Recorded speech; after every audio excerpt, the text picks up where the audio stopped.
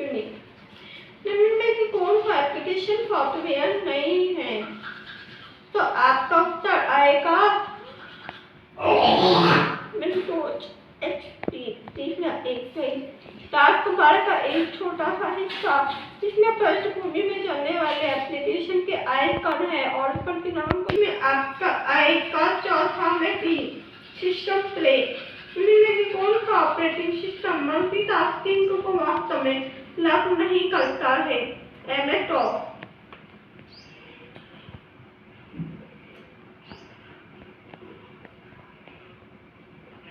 इस बारे में पढ़ा कि उदाहरण नहीं है और यूनिक नहीं है। तो कौन सा है? ऐसी मीडिया प्लेयर एप्लीकेशन के आइकन और सिस्टम मल्टीटास्किंग को वास्तव